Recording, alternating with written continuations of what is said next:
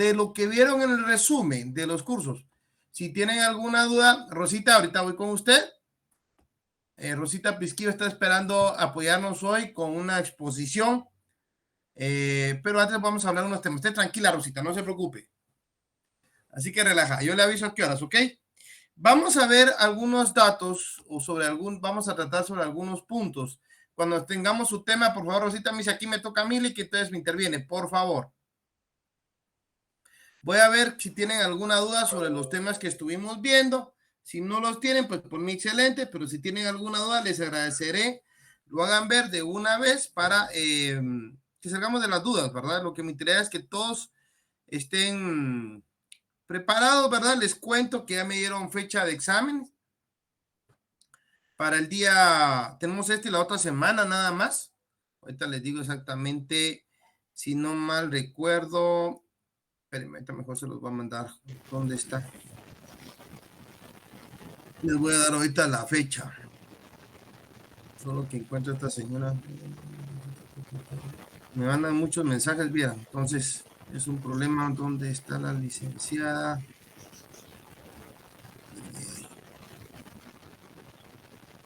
¿Cómo se llama? Ya se me olvidó el nombre. Pero total de que es para esta semana que viene.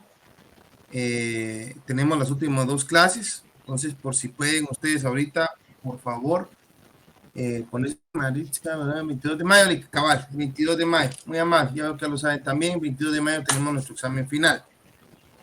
¿Qué vamos a tratar hoy? Bueno, sigamos viendo lo que estamos viendo, por lo que nos quedamos. Vi que estuvieron muchas dudas sobre lo que era la actividad previa preparatoria del proceso, en especialmente las diligencias para mejor prever.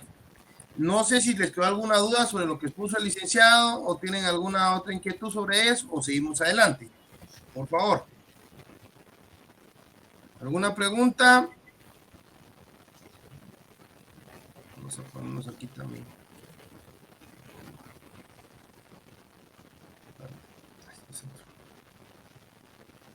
¿No tienen preguntas? Ok, sigamos. Ay, por la madre, que encendí la cama. Aquí usted. Hoy sí ya. Sobre lo que son, a continuación de lo que es todo lo que es la prueba anticipada, el anticipo de prueba viene la instancia procesal de la demanda, vienen los requisitos, no sé si tiene alguna pregunta, eso lo vimos también durante la clase. Si tiene alguna pregunta sobre los requisitos de la demanda, cuál es el cuerpo de la demanda, yo recuerdo que ya lo vimos, por eso es que no me di a dar la tarea de explicarlo tanto. Si tienen alguna duda pueden levantar la mano, pueden intervenir como siempre. Luego de eso pasamos a los documentos que deben acompañarse. También ya los vimos, acuérdense que hablamos sobre aquellos documentos que habilitan a la persona, los mandatos, etcétera, etcétera, los materiales. Creo que eso no sé si tienen alguna duda, para que lo platiquemos de una vez. Muy bien, si no tienen duda, los efectos materiales, todo eso pues está bastante sencillo. Recuérdense que todo esto entra en el examen. No se les va a olvidar. ¿Qué pasó? La defensa del juicio. ¿Saben lo que es el allanamiento? Que es aceptar la actitud afirmativa del demandado. ¿Tienen alguna pregunta? Tampoco. ¿Me están oyendo, patojones? ¿Se me escucha? Sí, estamos escuchando. Sí, licenciado, le escuchamos. Ok, aquí no hay dudas, ¿verdad? Sobre las excepciones procesales. ¿Tienen alguna pregunta sobre las excepciones? Todo claro. ¿Perdón? Sí, todo claro. Ok, aquí tenemos todo claro con las excepciones. Muy bien. Las excepciones materiales y todo eso, esto, acuérdense que se lo estoy diciendo, entra en el examen. ¿Ya? Acuérdense que todo esto también ya lo habíamos leído y lo vimos en el curso, pero de todas maneras quiero que quede bien claro, por si tienen alguna pregunta me lo dicen. Las excepciones previas de incompetencia, todo eso creo que ya lo vimos la vez pasada también, de dispendencia. No tienen dudas sobre esto, ¿verdad? Todo está clarinete, clarinete, clarinete. Órale, pues. Entonces tengo 3 clases para hablar sobre el siguiente tema. Aquí creo que es donde entra usted, Rosita, ¿verdad? Rosita. A ver, hasta acá, sí, procedimiento incidente. Dale, ya lo vimos, no tengo problema con esto, en el siguiente ya lo vimos. Yo ya estoy seguro que se los enseñé. Contestación de la demanda también, pero hay algo que me interesa mucho. Sí, Rosita, yo les tengo que hablar acerca de la prueba. ¿cuál era su tema? Empezamos con la prueba, ¿verdad? ¿O cuál es su tema, Rosita? Rosita. Ok. No sé si puedo empezar ya, Liz. Sí, ¿cuál es el tema que usted nos va a hablar?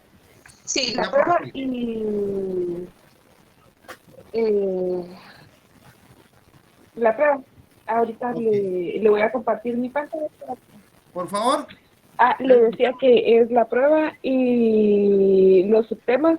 Entonces, Dele, Rosita, la permítame escucho un y segundo. después lo amplío yo. Es la Por favor. actividad probatoria como... Dele, Rosita. Tiene usted la pantalla y tiene la oportunidad de exponer. La escucho. Si tienen alguna Ok, pregunta, pueden preguntar, muchachos. ok, ahorita les comparto mi pantalla. Un minuto, por favor.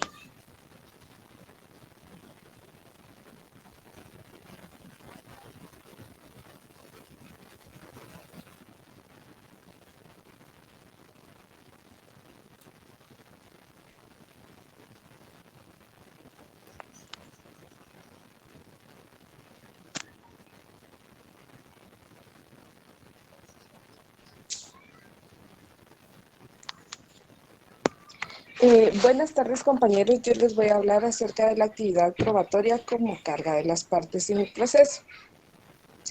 De este tema, ¿verdad? Se desprende otro tema, se puede decir como una idea secundaria, que es la prueba. En la prueba podemos decir que es aquella actividad de carácter procesal cuya finalidad consiste en lograr la convicción del juez o tribunal acerca de la exactitud. Este, de, de hecho, también podemos decir que es operada por las partes en el proceso. Otro concepto que podemos tener de la prueba es que las personas pueden demostrar la verdad de sus afirmaciones. En el sentido jurídico procesal, podemos decir que es el método de buscar la verdad o falsedad de las proposiciones en un juicio. Y también podemos citar o podemos buscar en nuestro Código Procesal Civil y Mercantil y nos vamos al artículo 126, por favor, para que todos lo tomemos en cuenta. No sé si podrían sacar su código. ¿Alguien Bueno, quiere a favor de leer el artículo 126, chicos, por favor? no, yo lo leo, Lick, solo para que Ok. los chicos lo tengan también en Ok. cuenta y lo subrayen. Por favor, dale, Rosita. Ok. En el artículo 126 dice, carga de la prueba. Las partes tienen la carga de demostrar sus respectivas proposiciones de hecho. Quien pretende algo ha de probar los hechos constitutivos de su pretensión. Quien contradice la pretensión del adversario ha de probar los hechos extintivos o las circunstancias impeditivas de esa pretensión.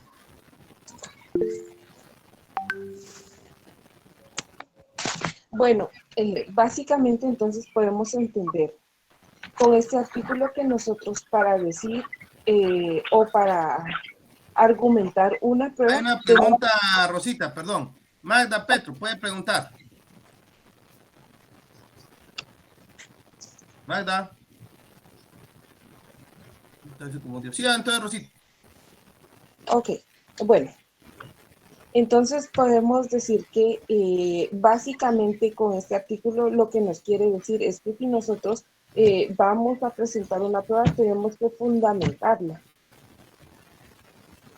Pero sí, y la prueba y sus elementos. En la prueba y sus elementos podemos encontrar que está dividida en objeto de la prueba, el hecho como objeto de la prueba y hechos exentos de la prueba. También hay una parte en el documento que nosotros tenemos que dice que la prueba tiene dos elementos más importantes que son la idoneidad y la admisibilidad. Por idoneidad entendemos que es la aptitud o buena disposición y capacidad que algo o alguien tiene para un fin determinado. Y la admisibilidad, esto quiere decir que es algo que debe ser aceptable.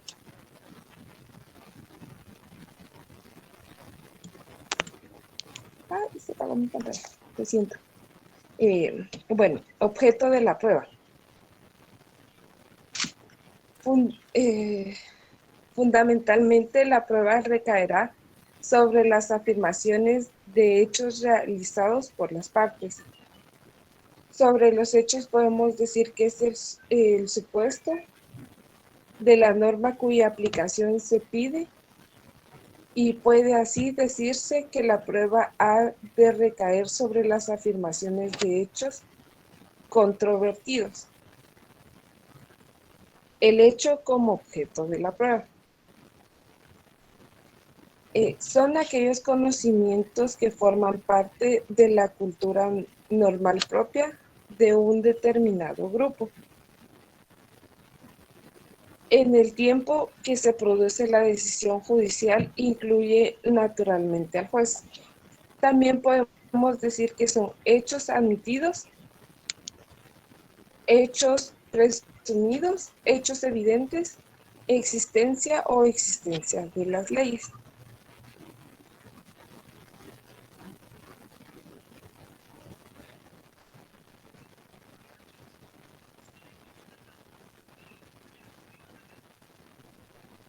Ahora vamos con el subtema que es hechos exentos de la prueba.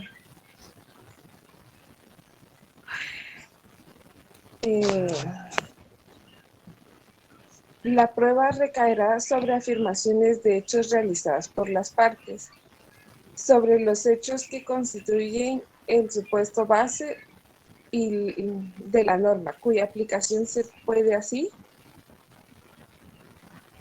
recaer sobre las afirmaciones.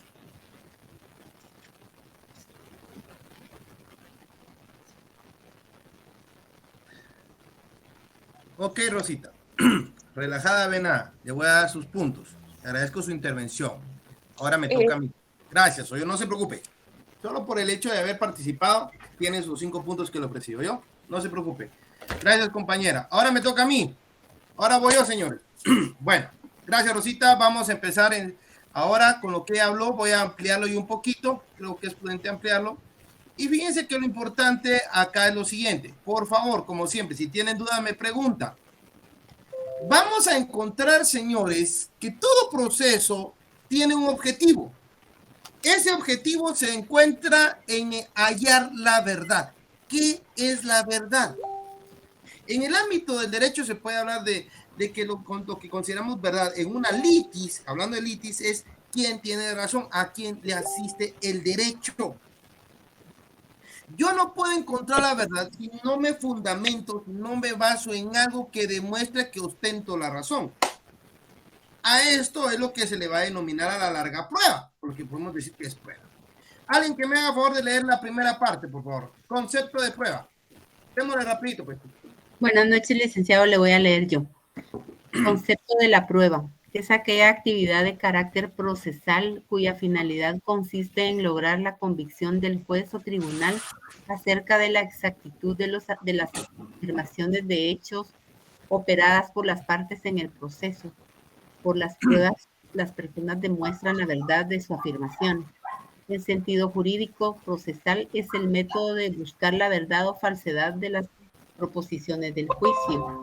El artículo 126 del Código Procesal Civil y Mercantil establece: quien pretende algo ha de probar los hechos constitutivos de su pretensión. Quien contradice la pretensión del adversario ha de probar los hechos extintivos o las circunstancias impeditivas de esa pretensión. Bueno, fíjense pues, lo primero, esa actividad de carácter procesal. ¿Por qué? Porque la prueba surge, se da y prospera durante el proceso. En el proceso ya per se, cuando ya hay una demanda, cuando hay un demandado, cuando hay una contestación, es donde va a surgir esa actividad probatoria, es dentro de un proceso. Sin embargo, tenemos que entender que el fin primordial acá es la convicción del juez. Fíjense qué interesante. La convicción del juez. ¿Qué es eso de lograr la convicción del juez? Es convencer al juez. Vean qué interesante.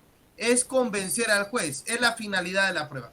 Cerca de la exactitud y afirmaciones del hecho que operan por las partes en el proceso. Es decir, señor juez, yo firmé un contrato por medio del cual el señor Noé se comprometía a prestarme un servicio. Aquí está el contrato. La prueba es el contrato. ¿Qué me prueba este contrato? Que en efecto hay un hecho generador jurídico por medio del cual don Noé se ofreció a prestarme un servicio a mí a cambio de una prestación económica. Sin embargo, esa prestación tenía que darse en el momento que cumpliera. Ojo, estoy demostrándolo. Eso se trata, convencer al juez. De nada nos sirve saber todos los trámites, y como digo yo siempre, si no sabemos la parte toral, manejar la parte toral que es la prueba. Entonces, lo primero que entendemos es, se da dentro del proceso y su fin es convencer al juez de las afirmaciones de las partes. ¿Por qué de las partes? Porque cada uno, demandante, demandado, va a tener su propia afirmación, su propia pretensión. ¿Ya? Vean qué interesante, la pretensión lleva afirmaciones que deben estar fundadas en pruebas. Ojo con esto. ¿Ya? La afirmación van conforme las pretensiones y van fundadas en prueba.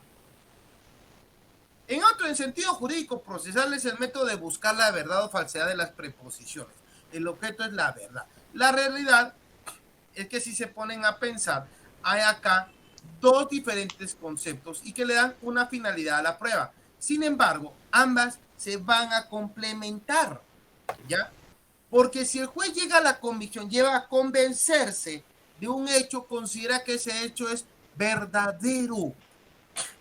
Por eso es que no se excluyen, se complementan. En efecto, la prueba va a buscar no solo la convicción del juez, sino también como máxima la verdad. Es lo que les importa. Pueden pasar una ventana, muchachos, que qué picadera.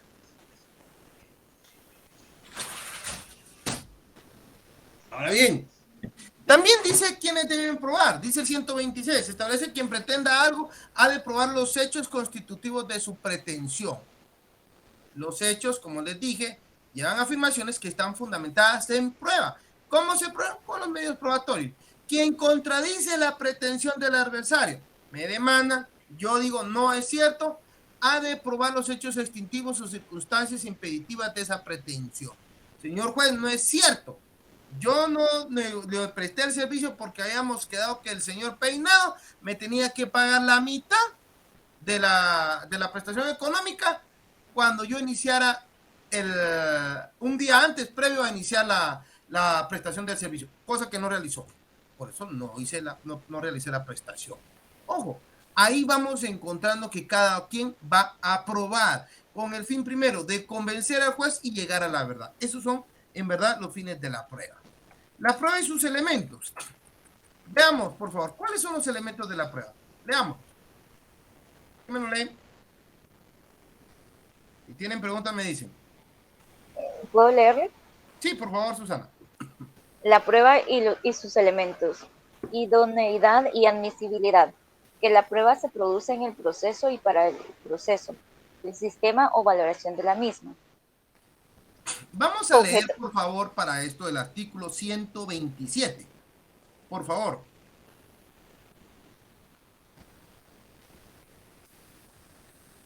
(127)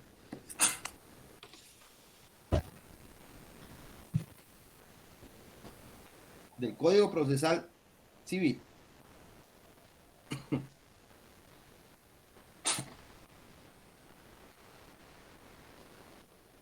¿Quién me lo lee? Apreciación de la prueba. Los jueces podrán rechazar de plano aquellos medios de prueba prohibidos por la ley, los notariamente dilatorios o propuestos con el objeto de entorpecer la marcha regular del proceso. Las resoluciones que se dicten en este sentido son inapelables, pero la no admisión de un medio de prueba en oportunidad de suposición, no obstante a que se fuere protestada por el interesado, sea recibida por el tribunal que conozca la segunda instancia, si fuere procedente. Los incidentes sobre la prueba no suspenden el término probatorio, sino con respecto de la diligencia que motiva la discusión. Los tribunales, salvo texto de ley en contrario, apreciarán el mérito de la prueba de acuerdo con las reglas de la sana crítica. Desecharán en el momento de dictar sentencia las pruebas que no se ajusten a los puntos de hecho expuestos en la demanda y su contestación. Y qué interesante. Qué interesante. Vamos a hablar entonces de algunas cosas importantes. Para esto tenemos que entender que el 127 nos regula lo siguiente. Primero, los jueces podrán rechazar de plano aquellos medios de prueba prohibidos por la ley. Si no es admitido, si no es... sí, Isla María. Gracias, Lick. Buenas tardes. Buenas tardes. Disculpe, sé que tal vez esta es una pregunta de principiante, pero fíjese que siempre se me confunde el término cuando hablan, dice, si fuera protestado. En sí, ¿qué es protestar? Ahorita les voy a informar. No se preocupe, que ahorita les voy a explicar esto. Miren, por eso es que yo a veces me tardo un poquito con algunos artículos, pero es importante. Desen cuenta que estamos hablando de idoneidad y admisibilidad. Son idóneos, ojo, son idóneos los elementos probatorios que van a referirse a un hecho controvertido. Eso no está acá. Ojo.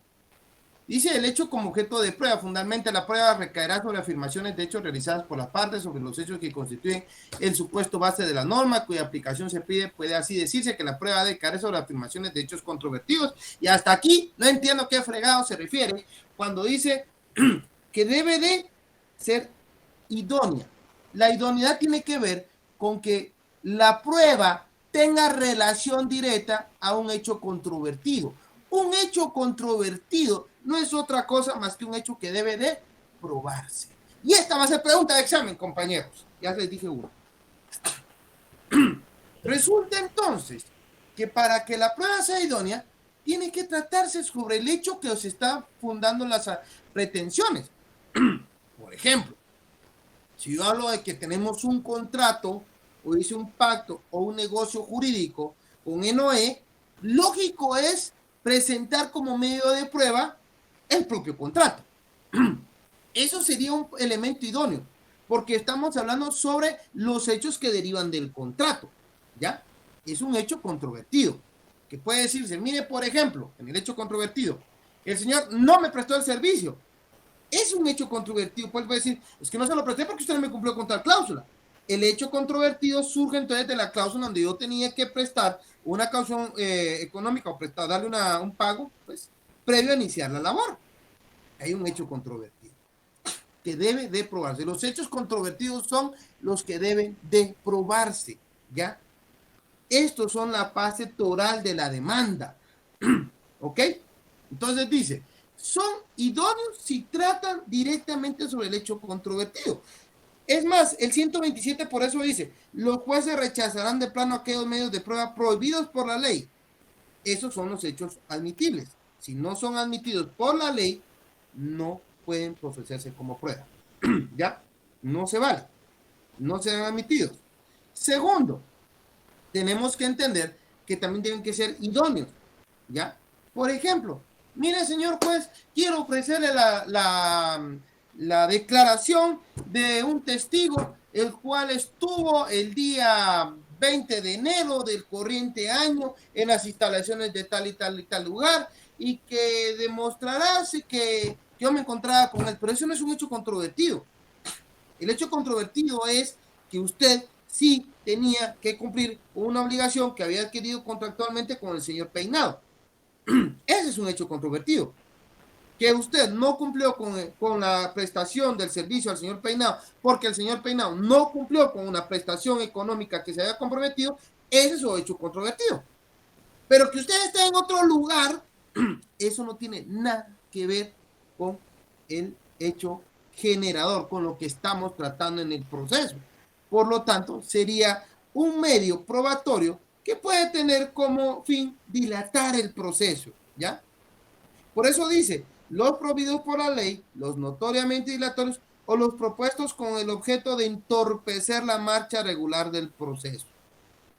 ¿Qué tiene que mandarse a traer un documento del extranjero? ¿Pero para qué? Si hay suficientes elementos que demuestran el mismo hecho controvertido. Ojo que me estoy adelantando un poco. Pero lo que sucede es que si yo tengo tres elementos probatorios sobre un mismo hecho controvertido, no tiene sentido que trate de dilatar el proceso mandando a traer otro que tiene la misma capacidad de probar lo que estos tres me están probando.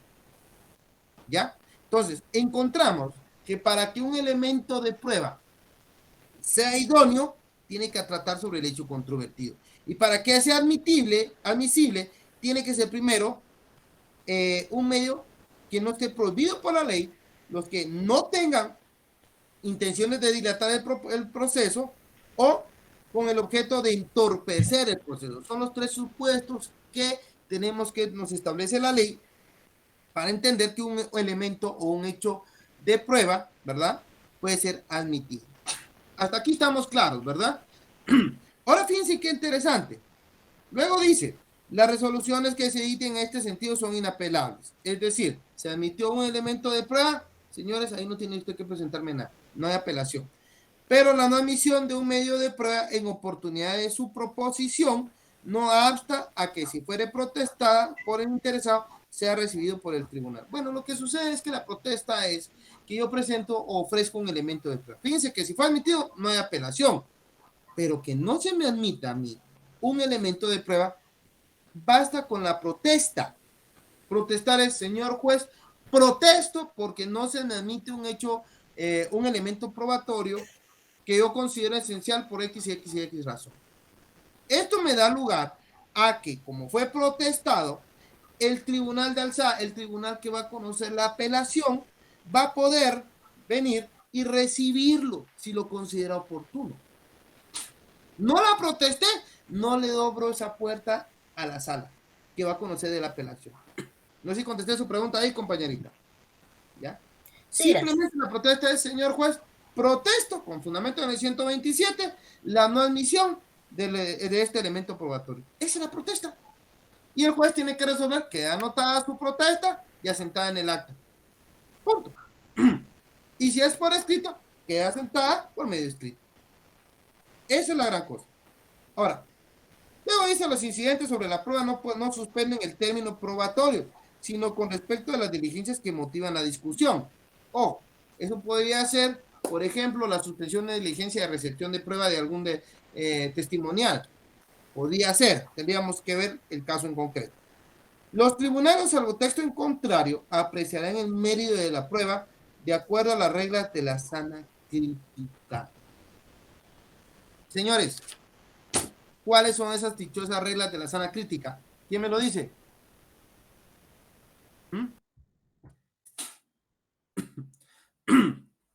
Doy 5 puntos al que me diga cuáles son esas reglas de la sana crítica. 5 puntos a la 1, 5 puntos a las 2. Nadie quiso los 5 puntos a las 3. Bueno, verán.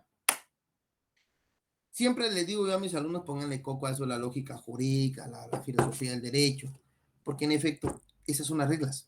Las reglas de la sana crítica son la experiencia, la psicología y la lógica.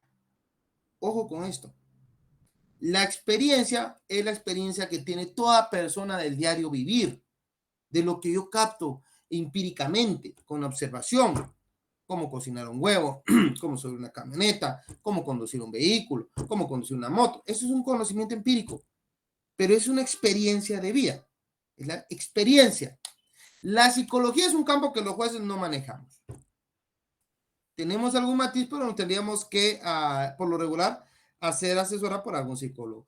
Pero las reglas de la lógica, ese es otro rollo, ¿ya? Las reglas de la lógica conllevan juicios de valor, ¿ya? Juicios como la razón suficiente, tercero excluido, ¿cuáles son los otros dos? Hay dos juicios más, ahí son 4. Razón suficiente, tercero excluido, única verdad, hay otro.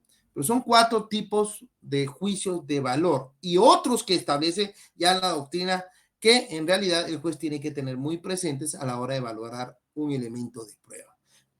Esa es la forma en que se valora la prueba. Y por ejemplo, dice un juicio de valor, mire, una verdad es una y no hay otra, en contrario, ¿ya? 2 elementos o 2 aseveraciones, 2 juicios de valor que se contradicen mutuamente, uno es cierto y por fuerza el otro no es cierto. Desen en cuenta. Entonces, una verdad es una, 2 juicios de valor que se contradicen, uno es cierto, el otro es falso. Otro dice razón suficiente. Para encontrar la razón suficiente, es decir, encontrar cuál es el verdadero, se necesita de un tercer elemento que fortalezca a decir cuál de los 2 elementos o juicios que se están estableciendo, o aseveraciones o afirmaciones, es cierta. Son juicios de valor, pero nos establecen un debido razonar. Es la lógica, la forma de un debido pensamiento, una debida razón. Cómo se debe pensar lógicamente, cómo debemos de pensar de buena manera para encontrar una verdad. Eso es lo que se trata. Por eso es tan importante la lógica. Ahora, vamos a seguir preguntando. Pregunto hasta aquí. ¿Dudas hasta acá para poder seguir? ¿Tienen alguna pregunta? Yo me asusto. Ustedes, o yo soy muy bueno o ustedes son bien pilas. Una de dos. Bueno, sigamos. Hechos exentos de prueba. Veamos qué dicen los hechos exentos de prueba. Por favor. ¿Quién me lo lee? Los hechos notorios son aquellos conocimientos forman parte de la cultura normal propia de un determinado grupo social en el tiempo en que se produce la decisión judicial, incluyendo naturalmente al juez. Hechos admitidos, hechos presumidos, hechos evidentes, existencia o inexistencia de las leyes. A ver, hechos exentos de prueba, hecho notorio. ¿Qué es notorio? Señores, ¿quién me puede decir dónde queda el Palacio Nacional? ¿Alguien sabe dónde queda el Palacio Nacional? En la zona 1. ¿En la zona 1? Si a ustedes le dicen, señores, que estaba un grupo de personas enfrente del Palacio Nacional, ustedes rápido se fueron a la zona 1. Todos. Es un hecho notorio, ¿ya? Es parte de nuestra cultura, es parte del conocimiento generalizado que tenemos socialmente en Guatemala. Sabemos dónde está el Palacio Nacional. Si alguien nos dice, miren, fíjense que otra vez un cristiano se tiró del puente Belice. ¿Saben dónde queda el puente Belice? No me digan que no saben dónde queda el puente Belice. Sí, en zona al final de la calzada mía y Este es un hecho notorio.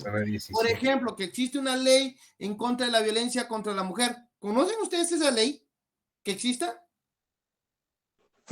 Ley Bet, creo que sí. Ley contra femicidio.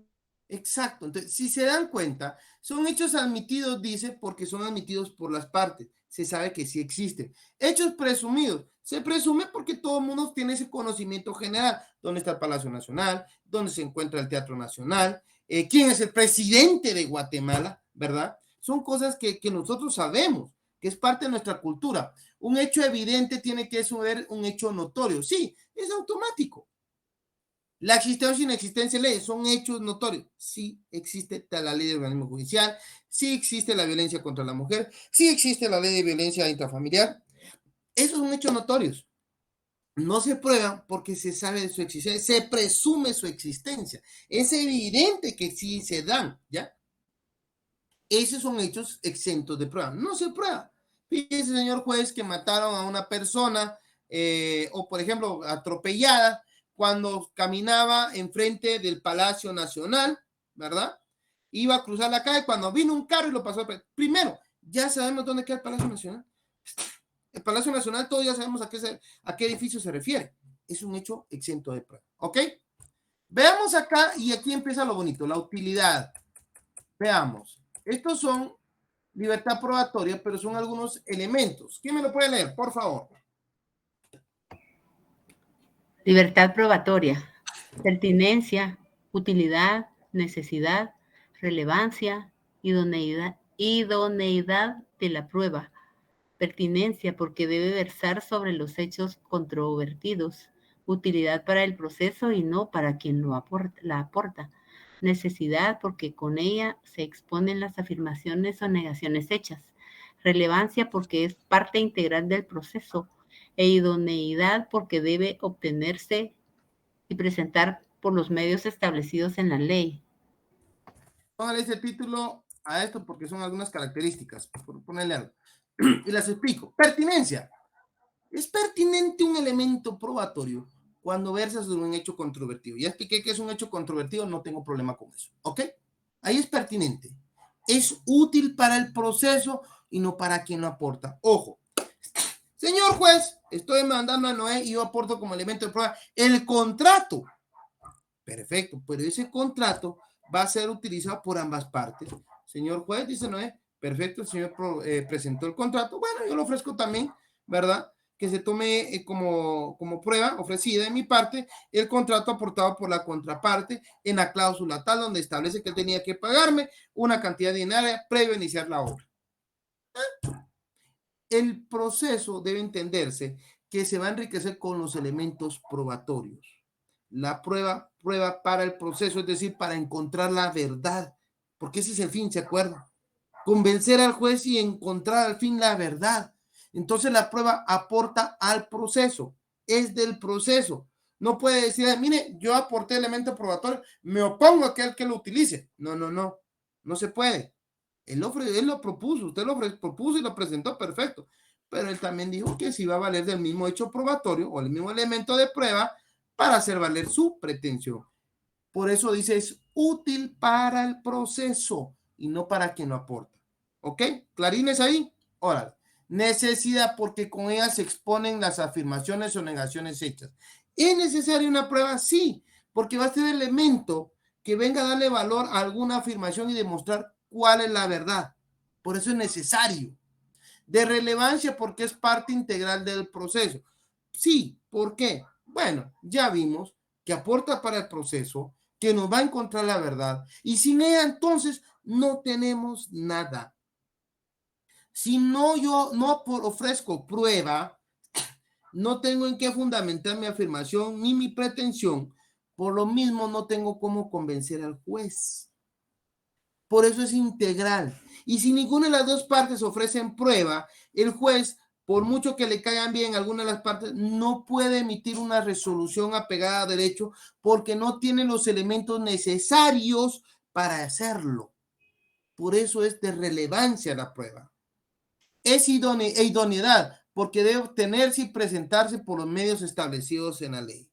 La prueba tiene sus fases, la prueba tiene que ser legal, o sea, tiene que tratarse de un elemento obtenido de forma legal y que la ley también permita que sea legal.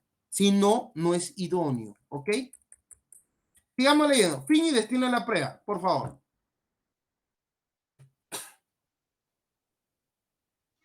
Lograr la convicción del juez o tribunal acerca de la exactitud de las afirmaciones de hecho operadas por las partes en el proceso, destino que la prueba aportada es para el proceso y no para quien la aporta de acuerdo con el principio de adquisición procesal. Aquí iba yo. Cuando hablamos que la prueba es del proceso o prueba para el proceso, hablamos de algo relevante. Hay un principio, el principio de adquisición procesal.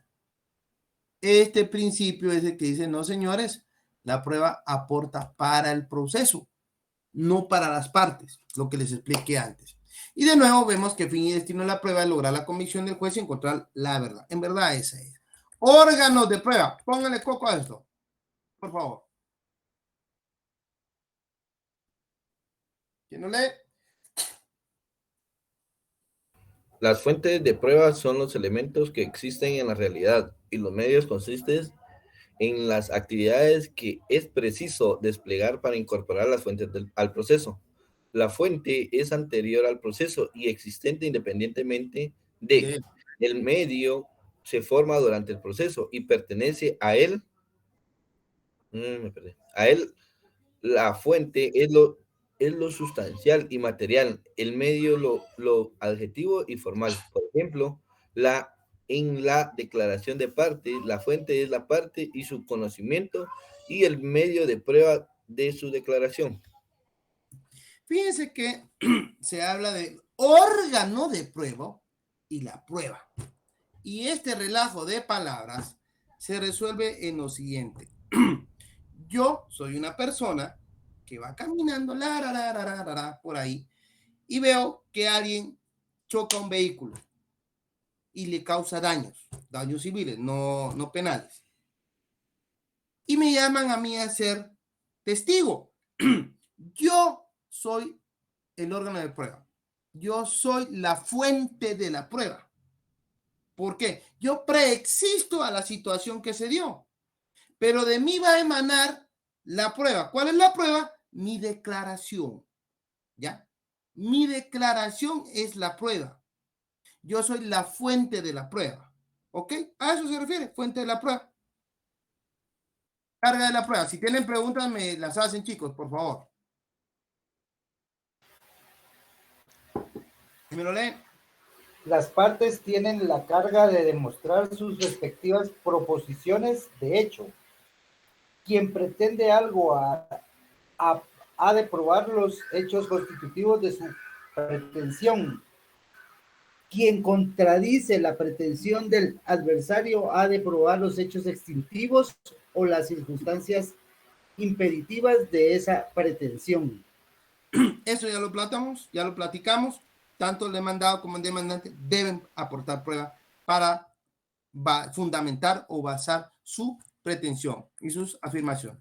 Clasificación legal y doctrinal de los distintos medios de prueba. Aquí empieza la ley. Veámoslo, pues. ¿Qué me lo lee? A. Por confesión. Es aquella que surge por la declaración sobre lo sabido o hecho por él hacia alguien voluntariamente o preguntando por otro en nuestra legislación. Es resultado de la prueba denominada declaración de la parte. Artículo 130. N. 1. La confesión puede ser expresa. Es la hecha con palabras o señales que clara y positivamente manifiestan lo confesado. Segundo, tácita. La que se infiere de un hecho o lo supuesto por la ley. Tercero, judicial. La efectuada en juicio. Cuarto, extrajudicial. La que se hace afuera de juicio. Quinto, simple. La que se hace afirmando lisa y llanamente la verdad del hecho sobre el cual se le pregunta. Sexto, cualificada. Es aquella en que si bien se reconoce la verdad de un hecho, añade circunstancias o modificaciones que restringe o destruye la manifestación hecha. Fíjense pues que ya empezamos entonces con las formas de prueba, pero antes que eso, quiero que me leamos el artículo 128 al 129. Por favor, esto es importante, porque una cosa, vamos a leer exactamente la ley, la clasificación doctrinaria, pero veamos primero cuál es la ley, la legal, la que establece el 128, por favor. Estos son los elementos de prueba. ¿La leo, licenciado? Por favor, 128 del Código Procesal Civil y Mercantil. En medios de prueba, artículo 128, medios de prueba. Son medios de prueba. 1, declaración de las partes. Segundo, declaración de testigos. Tercero, dictamen de expertos. Cuarto, reconocimiento judicial. 5, documentos. Quinto, sexto, medios científicos de prueba. Y séptimo, presunciones. Fíjense que estos son los elementos de prueba.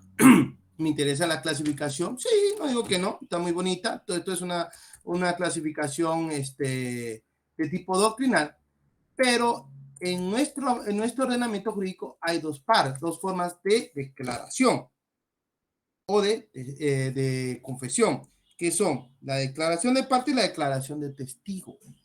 ¿Ya? Esas son las dos partes de declaraciones. Lo que sucede es que se dan cuenta y se prueba la por confesión, ¿verdad? surge por la declaración sobre lo sabido o hecho por él. Dese en cuenta que es una declaración. Y hay dos formas de declarar en nuestro ordenamiento jurídico, la declaración de parte y la declaración de testigos. Pero antes de continuar, veamos el 129, por favor. ¿Quién me lo lee? Se lo leo, Lick. Por favor. Artículo 129. Práctica de la prueba. Las pruebas se recibirán con citación de la parte contraria y sin este requisito no se tomará en consideración. Para las diligencias de prueba se señalará día y hora en que debe practicarse y se citará a la parte contraria por lo menos con 2 días de anticipación. La prueba se practicará de manera reservada cuando por su naturaleza el tribunal lo juzgare conveniente. El juez presidirá todas las diligencias de prueba. Perfecto. Léanme ahora el artículo 68 de la Ley del Organismo Judicial. Esto nos va a confirmar y a reforzar lo establecido en el 129. Por favor.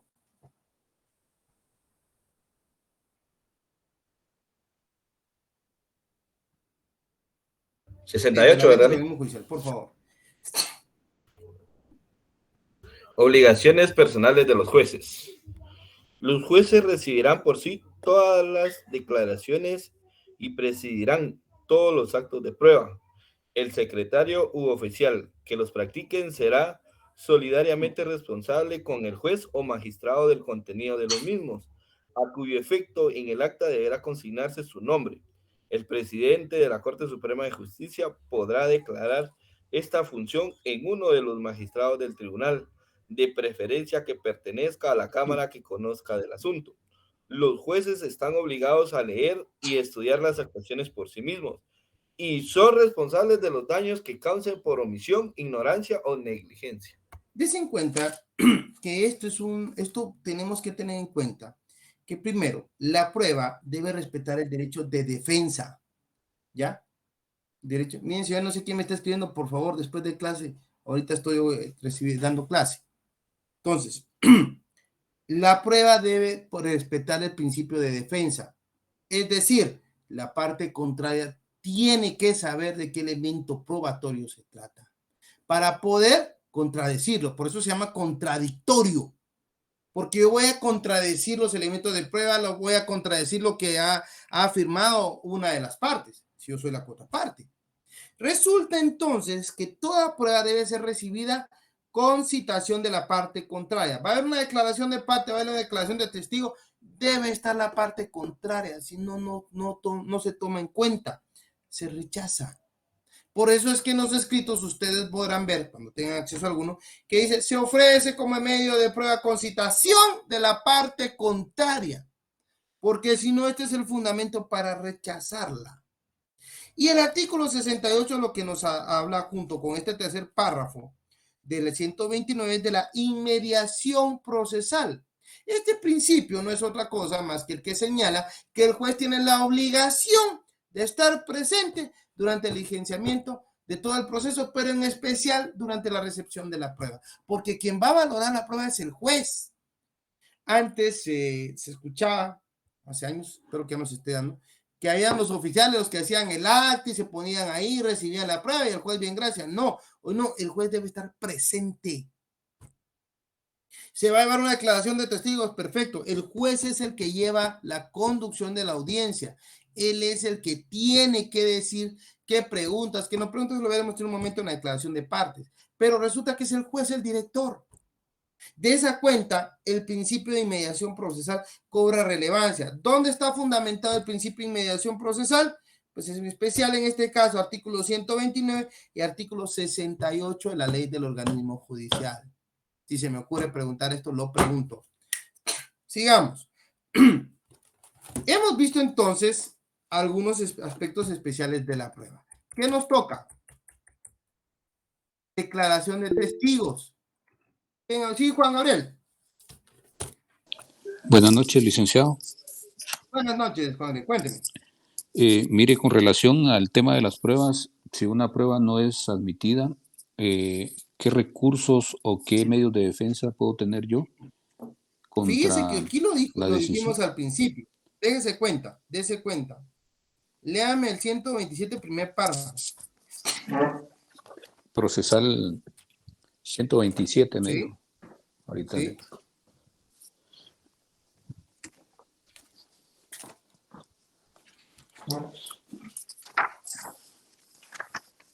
aquí lo estoy buscando.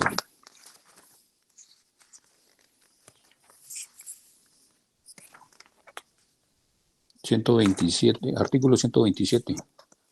Los jueces podrán rechazar de plano aquellos medios de prueba prohibidos por la ley, los notoriamente dilatorios o los propuestos con el objeto de entorpecer la marcha regular del proceso. Las resoluciones que se dicten en este sentido son inapelables. Ahí claramente dice que son inapelables, ¿verdad? ¿Pero qué es inapelable? Que no se Dese pueden cuenta. apelar, es decir, no, Dese las cuenta. resoluciones No solamente las habla, dice, las resoluciones que se dicten en ese sentido son inapelables, es decir, los que rechacen los elementos de prueba. correcto. Pero la no admisión de un medio de prueba, ¿qué dice? Pero la no admisión de un medio de prueba en oportunidad de su proposición no obsta a que, si fuere protestada por el interesado, sea recibida por el tribunal que conozca la segunda instancia, si Es fuere decir, procedente. yo Entonces, tengo un juicio oral, de esos que se conocen en trámite oral, y no, en ese el juez no se rechaza por improcedente tal elemento de prueba. Señora juez, en este momento quisiera que quede asentada mi formal protesta por el rechazo de tal elemento de probatorio por considerarlo esencial para la defensa de mi patrocinado o de la pretensión de mi patrocinado. Queda aceptada su formal protesta y solo con ese asentamiento, con ese registro de la protesta, el tribunal de alzada, la sala que conozca la apelación, sí va a poder valorar ese elemento probatorio. Ojo con lo que estoy diciendo. Eso es lo que puede hacerse, ¿ok? ese recurso se llama de protesta, entonces, No es recurso, es solamente la protesta. la protesta. La protesta no es un recurso per se porque no hay un proceso específico, no, usted solamente levanta la mano y dice protesto y queda sentado su formal protesta. Pero más adelante el artículo dice: los incidentes sobre la prueba no suspenden el término probatorio, sino con pero respecto es que de la fíjese que diligencia que eso sí motiva la discusión. que es de meterse a otro relajo, porque hay incidentes en cuanto al trámite de cada uno. Eso es al trámite, ¿ya? Ahí es donde entramos al trámite de cómo se va a diligenciar la prueba, ¿ya? Porque la prueba, si no fue admitida, usted la protesta para que sea recibida en segunda instancia. Incluso, le voy a decir, hay un artículo donde iniciales, donde está. Y el único requisito es haberla ofrecido. Protestado. Sí, la ofreció. Obviamente, porque si no está ofrecida, pues ya prácticamente se perdió la oportunidad por el principio de preclusión, ¿no? Léame el 609, por favor. 609. Ajá. Ahorita lo vamos a buscar.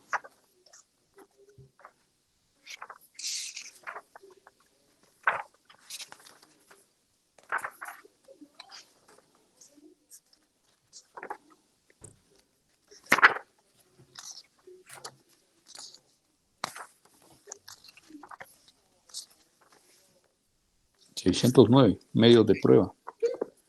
Los medios de prueba admitidos en primera instancia son admisibles en la segunda, pero no recibirán declaraciones de testigos sobre los mismos hechos contenidos en los interrogatorios que se hubieran presentado en la primera. Si en la primera instancia, sin culpa del interesado, se hubiera omitido interrogar a un testigo presentado legalmente, o si se omitió examinarlo sobre algún punto de los comprendidos en el interrogatorio, podrá ser examinado en la segunda. En la segunda instancia se resolverá sin ningún trámite ni recurso sobre la admisibilidad de la prueba que hubiera sido protestada en la primera instancia, de acuerdo con lo que establece el artículo 127 de este código. Ahí está. Espero haber contestado su pregunta, mi querido amigo. Muchas gracias, Lick, muy amable. Señores, son las 7:01, ya me pasé. El día lunes seguimos, señores. Acuérdense que solo tenemos día lunes, día viernes. Espero en Dios que nos dé suficiente tiempo para terminar la prueba.